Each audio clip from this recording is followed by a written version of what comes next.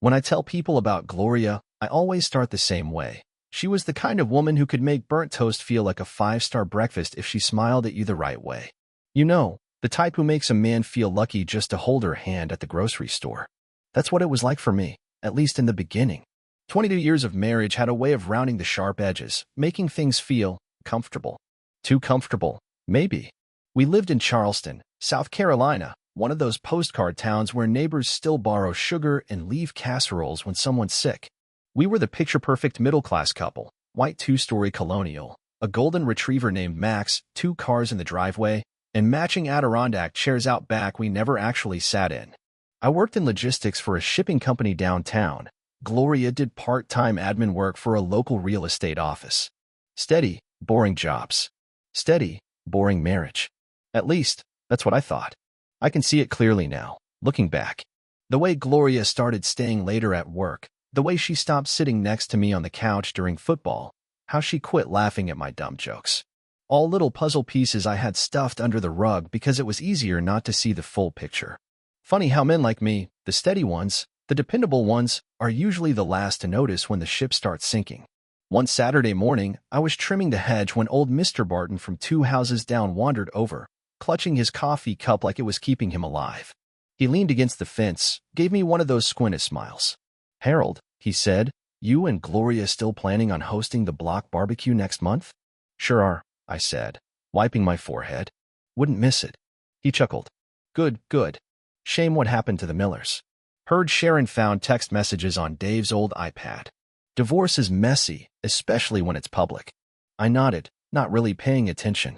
At the time, Dave Miller getting caught with his secretary felt like another sad Charleston soap opera. Had nothing to do with me. If only I'd known. That night, Gloria sat at the dining table, laptop open, glasses perched low on her nose. She was pretending to be deeply focused on some kind of spreadsheet, but her foot kept tapping, jittery. Every time I looked up from my beer, she flinched like I was catching her in something. I didn't say anything. Habit, I guess. Later, she got up, stretched, said she was heading to bed. I finished my beer, rinsed the bottle, and followed 10 minutes later. I found her asleep on her side of the bed, arms curled tight around a pillow like it was a lifeboat. I lay there staring at the ceiling, feeling a twinge of something I hadn't felt in years, suspicion. But then Max jumped onto the foot of the bed, tail thumping against the covers, and I let it go. Another stupid night. Another stupid dream. You want to know how stupid I was? I started working overtime to fix whatever was broken between us. Bought flowers on a random Wednesday. Booked a weekend getaway to Asheville. Even, God help me, watched one of those insufferable home renovation shows with her without complaining once. For a while, it worked, or it looked like it did. She smiled more, kissed me longer in the mornings. I told myself we were getting back to normal. That the season of distance was just that, a season. Temporary. Then came the night that changed everything. It was a Thursday.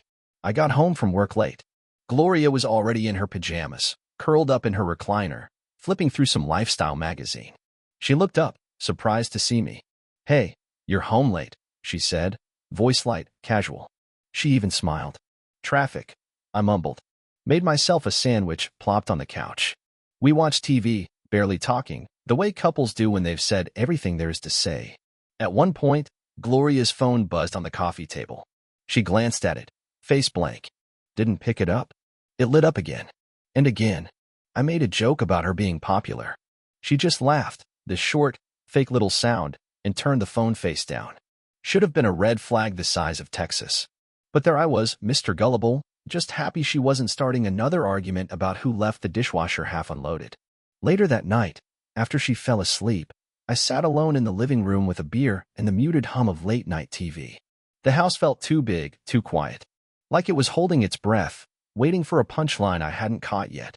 I didn't know it then, but I was about 2 days away from finding out the punchline was me. The weird thing was, I wasn't looking for trouble. I wasn't snooping through her phone or grilling her about where she'd been. Hell, I didn't even know I should be worried. Not really. But fate, that vindictive little bastard, had other plans. And when it happened, it wasn't some big soap opera moment. No dramatic text messages. No lipstick on a collar. No tearful confession. Nope. It was way smarter, way subtler. It was so clever that if I hadn't caught it, I'd probably still be lying next to Gloria every night, telling myself she was just tired from work. The truth wasn't going to announce itself. I was going to have to trip over it face first, which, as it turns out, is exactly what I did. And when I finally pieced it all together, let's just say, Gloria wasn't the only one who could play dirty. Not by a long shot. You ever notice how the dumbest things can set off an avalanche? One tiny flick and boom, your whole life slides downhill. It started with a folding chair. That's it. A stupid, wobbly, $9.99 metal chair from the garage. See, I was getting ready for the neighborhood barbecue planning meeting. Gloria had volunteered me to host it this year because apparently I wasn't pulling my weight socially. So there I was, digging through the garage, trying to find enough chairs for our charming little committee of fake smiling suburbanites. I yanked the chair off a shelf, it slipped, and a bunch of random junk rained down. Old catalogs, a Christmas wreath that looked like a cat had mauled it, and a thin white envelope, crumpled up like trash. Naturally, I picked it up, figuring it was one of those endless property tax notices or a reminder about HOA dues. But when I turned it over, it wasn't addressed to me, or Gloria, or anyone. It just said Coastal View Floral Arrangements and had today's date printed right on it. Floral arrangements? On a Tuesday? I opened it, expecting maybe it was some mass flyer or ad. Nope. Inside was a thin carbon copy receipt. Not ours. Not for anything that made a damn bit of sense. Deposit received for private event setup, Oceanside Pavilion. Reservation under, Gloria Manning. Balance due at event, $525. Event type, engagement party. I just stood there in the garage, under that flickering overhead light, reading it 3 times like it would change into something normal if I squinted hard enough. Engagement party? Gloria Manning? She was already married to me. I felt this tight, stupid pressure building behind my eyes, like I was about to cry or scream or laugh hysterically. Maybe all 3. At first, I thought, okay, maybe it was for someone else. Maybe she was helping plan something for a friend. That's the kind of generous, busybody crap Gloria would pull. Except there was no note. No email chain printed. No card or details or can't wait to surprise Anna scribbled anywhere. It was just folded up and hidden behind junk we hadn't touched in 6 months. I stood there breathing through my nose like an idiot, heart pounding like I just sprinted a marathon. And then it hit me. Gloria never mentioned any party. No plans. No chatter. Nothing. She would have been crowing about it nonstop if she was helping someone else. She would have roped me into carrying tables or baking cupcakes shaped like tiny hearts. So she wasn't helping someone else, and she wasn't planning anything for us. Who the hell was she planning an engagement party for? For about 5 minutes, I just stood there like a moron holding that receipt, trying to rationalize it away. Maybe it was a mix-up. Maybe it was old. Except the date was today. The deposit was today. My hands felt weirdly detached from my body as I folded the paper back up, tucked it in my back pocket, and finished grabbing the chairs. I didn't even know why. Habit, maybe. Play it cool. That's the thing about catching on late. You don't want to believe you're the punchline. You want so badly for there to be a logical explanation. But somewhere deep down, where all the ugly truths live, I already knew. Gloria was planning a future. And I wasn't invited. I spent that whole committee meeting smiling like an idiot, nodding at discussions about barbecue pits and signage like I wasn't seconds away from combusting. When it finally ended, I mumbled something about an early day at work, packed up the chairs, and got out of there. I drove straight to Coastal View Floral Arrangements. Little blue and white shop sandwich between a candle place and a frozen yogurt joint. Inside, a teenage girl with purple hair looked up from behind the counter. "Help you?" she asked, chewing gum like she hated her life. I slapped on my best fake husband smile. "Yeah, just wanted to double-check on a reservation. My wife said she booked an event today under Manning. Wanted to make sure everything's squared away." She frowned, tapped at a computer so old it practically wheezed. "Yup, Gloria Manning. Oceanside Pavilion. Engagement party. June 18th. Bingo. And, just curious, who's it for?" "Just trying to figure out decor," I added, cringing at my own terrible improv. Purple hair shrugged. "Dunno. She just said special day for me and my fiancé." Super giddy about it. Fiancé. Not husband. Fiancé. That word rattled around in my skull like a loose marble. "Right," I said, forcing a smile. "Thanks. Appreciate it." I stumbled out of there, blinking like a drunk mole in the sunlight. For a long moment, I sat in my truck staring at the steering wheel. Then I laughed. This high, cracked, bitter laugh that didn't even sound like me. Because there it was, right out in the open, not on her phone, not in her purse, not whispered behind closed doors. A receipt for a brand new life she was building. A life that didn't include Harold Manning, loyal sucker. On the way home, I made one pit stop, the Oceanside Pavilion. Figured if I was already halfway down the rabbit hole, might as well dive in headfirst. Pulled into the lot. No event today, just some maintenance guys hosing off the patio. I wandered toward the rental office and knocked. An older woman in a lime green blouse answered. "Hey there," I said, putting on my polite southern drawl. "Just checking in on an event for my wife. Wanted to confirm the time, Gloria Manning." She nodded immediately, flipping through a clipboard.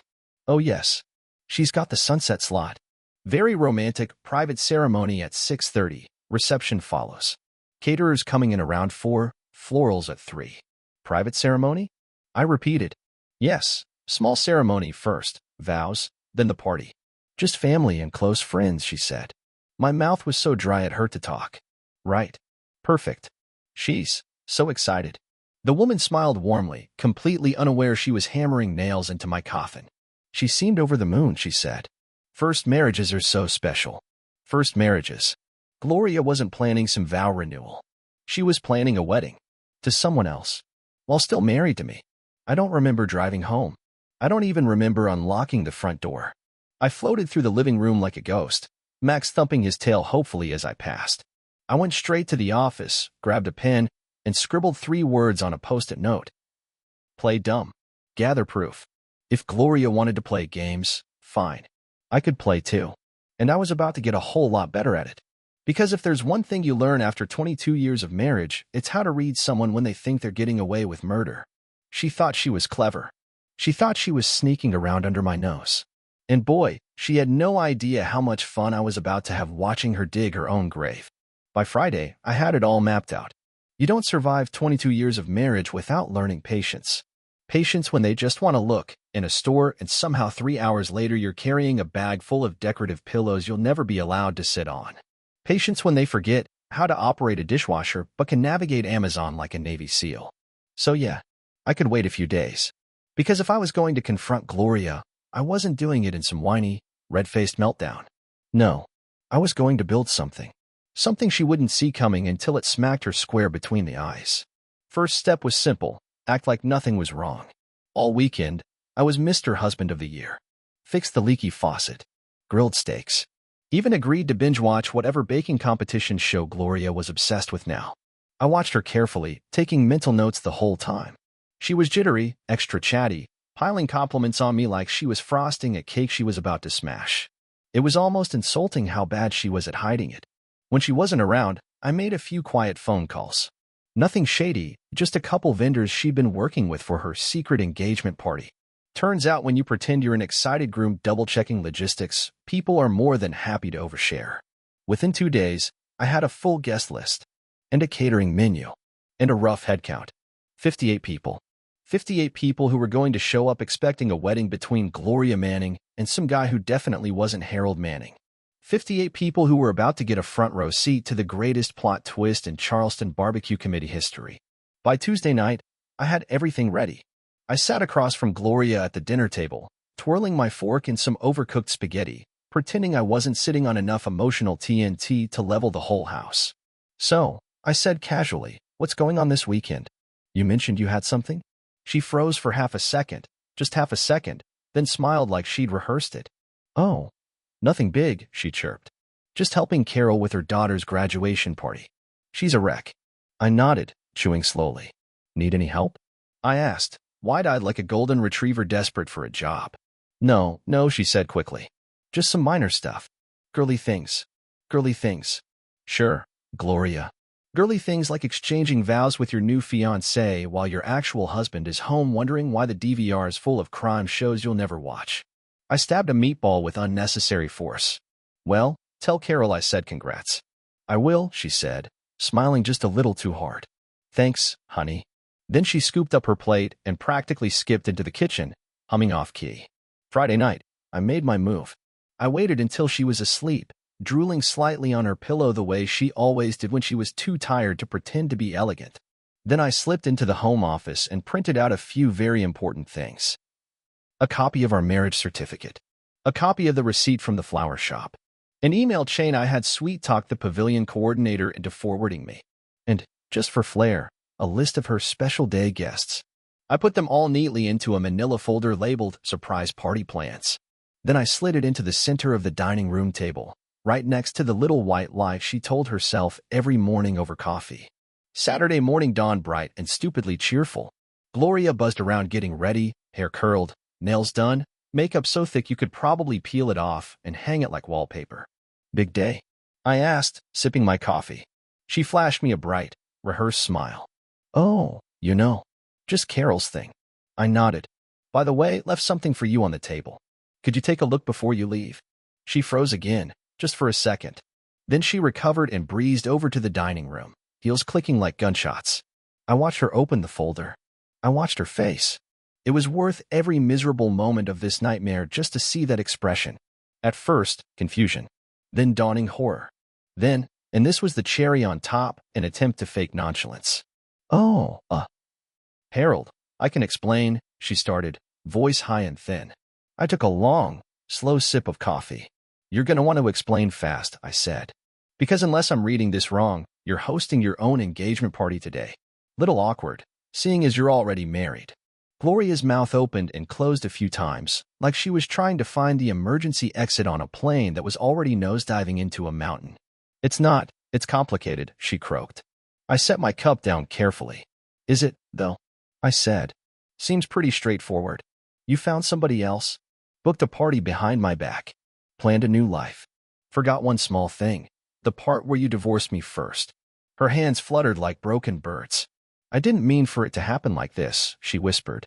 I stood up, walked around the table, leaned in real close. Gloria, I said, smiling, you meant every bit of it. Her mouth quivered. Tears welled up. Not from guilt. From getting caught. That's the thing about people like her. They're not sorry they hurt you. They're sorry you noticed. I straightened up, grabbed my truck keys. Where are you going? She croaked. I tossed her the folder. Me, I said, grinning. I've got a party to get ready for. Wouldn't miss it for the world. Wait, Harold, please, we can talk about this. I paused at the door. Oh, we're gonna talk, I said. Just not the way you think. And with that, I walked out, letting the screen door slam behind me so hard it rattled the window panes. Driving toward the pavilion, I felt lighter than I had in months.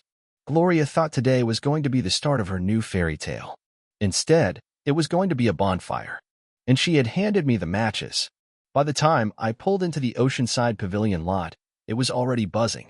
White folding chairs being lined up on the grass, catering trucks unloading, a florist arranging lilies like this was the goddamn royal wedding.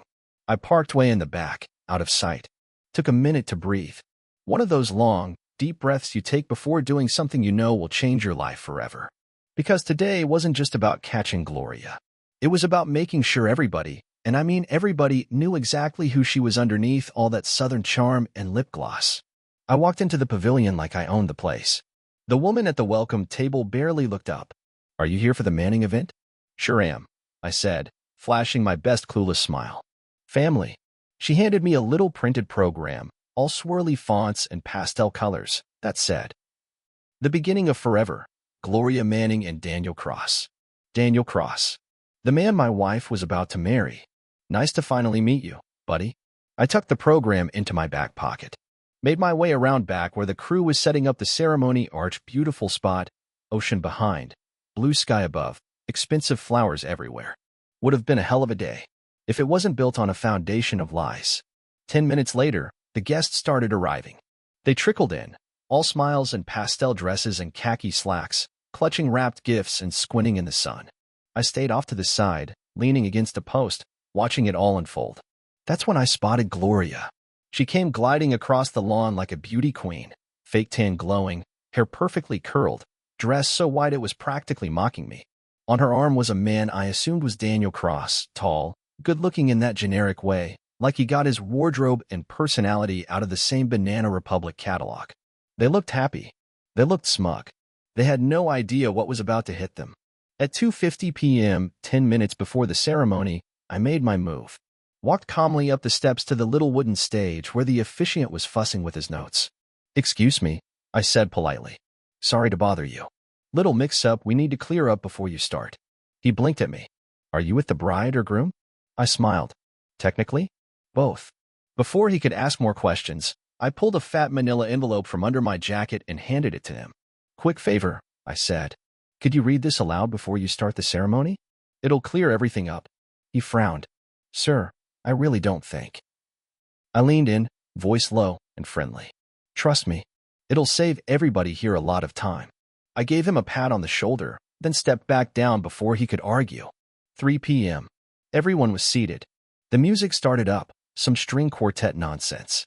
Gloria floated down the grassy aisle, beaming, clinging to Daniel's arm like a barnacle. People oohed and awed, snapping pictures. The officiant cleared his throat, stepping to the microphone. Before we begin, he said, sounding a little shaky, the couple has asked that I read a short statement. He opened the envelope. I watched Gloria's smile freeze. He cleared his throat again. Today, we gather to celebrate the love between Gloria Manning and Daniel Cross. Murmurs of happy agreement. However, he continued, it seems there's been a misunderstanding. People shifted uncomfortably. Gloria Manning is currently married, legally and actively, to Harold Manning, as evidenced by this marriage certificate, filed in Charleston County 22 years ago. Gasps. Actual gasps. Like we were in a bad soap opera, but this was real life. Baby. I crossed my arms, savoring it. The officiant kept going, bless his awkward little heart. Furthermore, enclosed are documents showing a pending complaint for bigamy, should Ms. Manning attempt to proceed with today's ceremony without resolving her existing marriage. People were flat out whispering now, turning in their seats, looking at Gloria like she'd just farted in church. Gloria's face went white. Daniel looked like he'd been hit with a shovel. Due to these circumstances, the officiant said, voice cracking, today's event cannot proceed. He closed the folder with a neat little thwack. Dead silence. I stepped forward slowly, smiling like I was posing for Christmas cards. Hi everyone, I said, giving a little wave. I'm Harold, Gloria's husband. You know, the one she forgot to mention. You could practically hear 58 necks snapping toward me. Gloria stumbled forward, grabbing Daniel's arm like it was a life preserver. This isn't Harold, please, it's not what you think. I laughed, short and sharp. Save it, Gloria.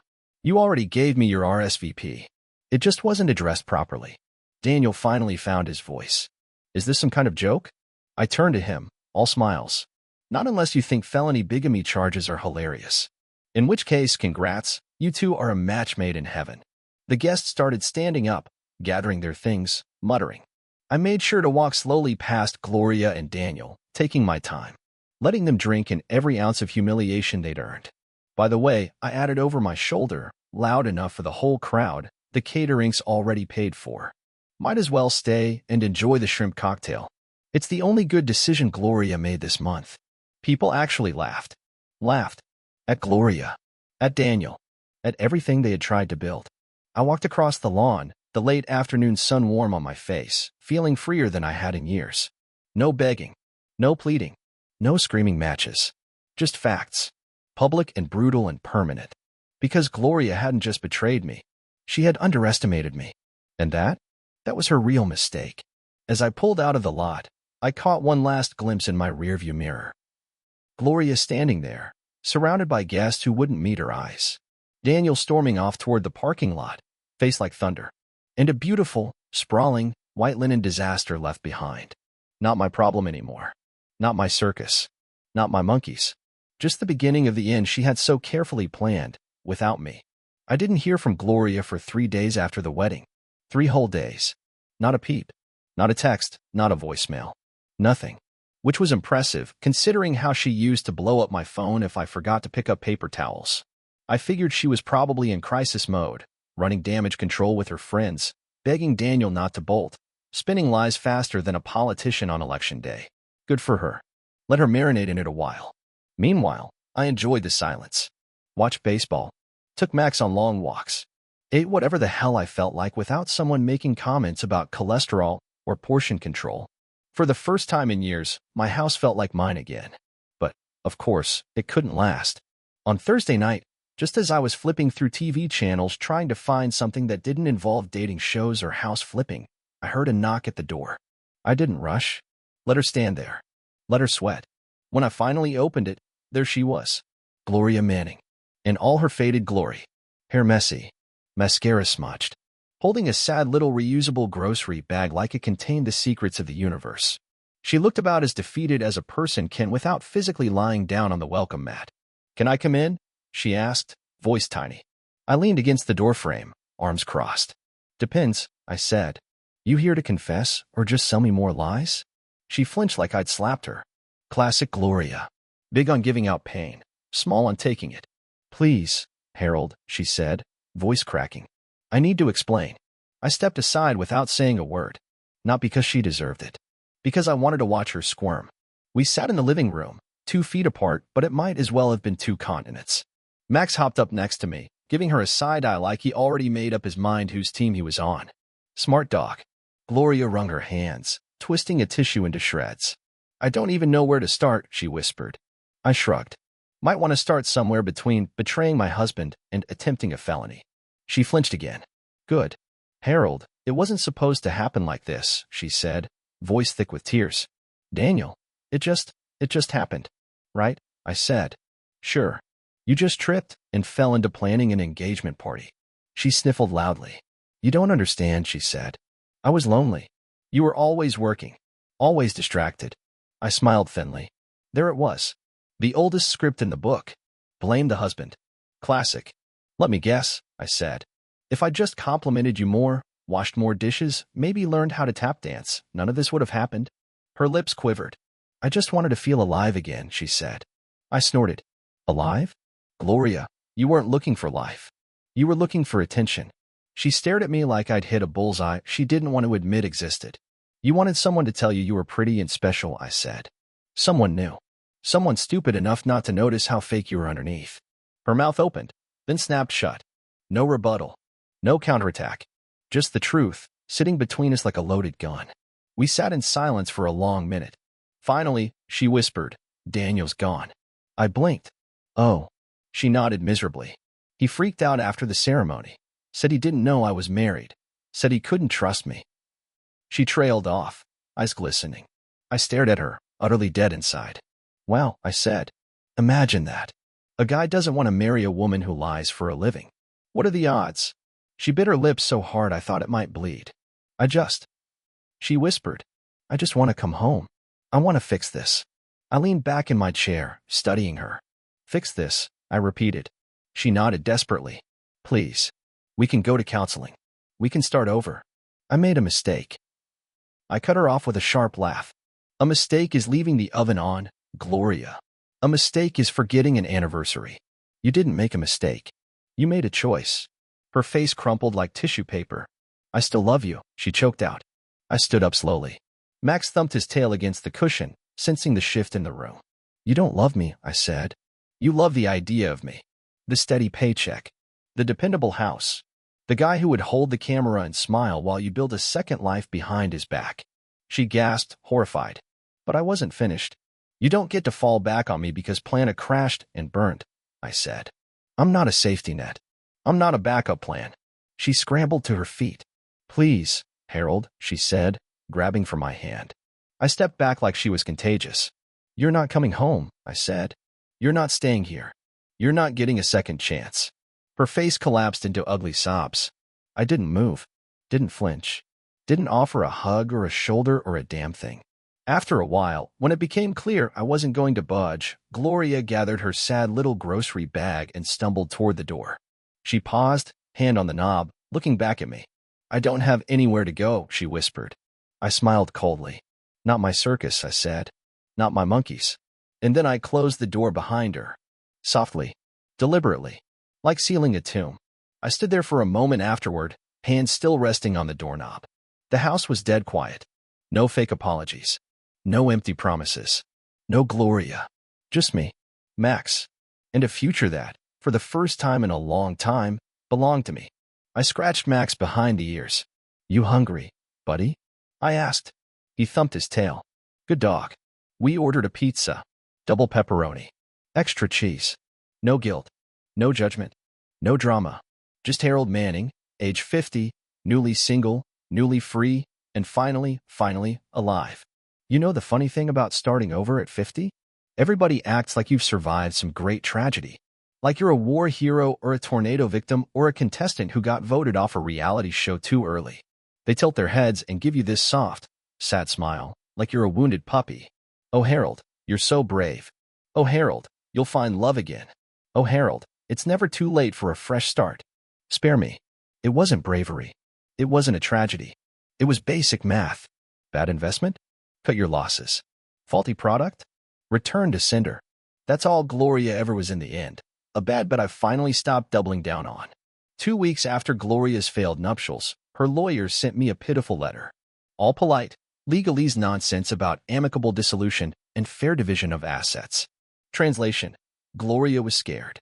She knew a bigamy charge would nuke her social life and make future job applications a living hell. So she wanted to settle quietly. No fuss. No drama. No headlines. Exactly the opposite of what she deserved. I showed the letter to my lawyer, a bulldog named Sandy Blake who wore suits like armor and had zero tolerance for idiots.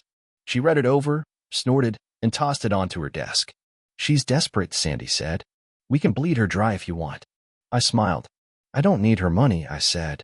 I just want the house. Sandy raised an eyebrow. All of it. Every square inch, I said. She grinned. Done. 2 months later, the papers were signed. I got the house. I got the truck. I even got Max's vet records without a single fight. Gloria got whatever she could fit into 2 beat-up suitcases and the backseat of a 2009 Toyota Corolla. And for once in her life, she didn't even argue. Funny how fast people fold when the mask slips. People ask if I ever heard from Daniel Cross after the whole thing blew up. Short answer, no. Long answer, hell no. Word around town was he moved back to Atlanta within a week, leaving Gloria to mop up the mess solo. Apparently, he wasn't quite as soulmate material as she thought. Bummer. Meanwhile, Gloria stuck around Charleston for a while, trying to piece her life back together. Took a receptionist job at some strip mall law firm. Moved into a sad little apartment above a nail salon. Once or twice, I caught glimpses of her around town, at the grocery store, the gas station, the dry cleaners. Each time, she looked a little smaller. A little less sparkly. A little more like the person she always was underneath all the gloss and spin. I never said a word. Just tipped my cap and kept walking. Not my circus. Not my monkeys. Not anymore. As for me, well, I didn't exactly launch into some grand eat, pray, love, renaissance. Didn't shave my head, buy a motorcycle, or start dating yoga instructors half my age. I just lived. Quietly. Contentedly. On my own terms. I kept the house but made a few changes. Painted the walls something less depressing. Tossed out all the frilly curtains and decorative pillows Gloria loved so much. Bought a second-hand leather recliner and parked it dead center in the living room like a throne. Installed a mini fridge in my office, stocked it with beer and sodas. Hung a dartboard. Bought a grill the size of a small car. Started having people over again, real friends, not the fake committee clowns Gloria used to parade around. Game nights. Barbecues. Football Sundays. Nothing fancy. Just life. Messy, imperfect, unapologetic life. Exactly the way it should be. One night, about 6 months post-divorce, I sat out on the back porch with Max at my feet, a cold beer in hand, and a sky full of stars overhead. And for the first time in a long, long time, I realized something simple and true. Gloria didn't break me. She freed me. She tore down the rotten old walls I was too stubborn to demolish myself. She burned the house down, sure. But all she really did was clear the ground for something better. Something real. Something mine. I scratched Max behind the ears, smiling to myself. You know, buddy, I said, raising my bottle in a mock toast, not bad for a guy who got dumped at his own barbecue. Max thumped his tail once, like he agreed. We sat there a while longer, breathing in the salt air, listening to the distant hum of cars and crickets. No plans. No promises. No second-guessing. Just a man, a dog, and a future wide open as the night sky. And this time, no terms. No conditions. No fine print. Just Harold Manning finally free to live without footnotes. Subscribe to the channel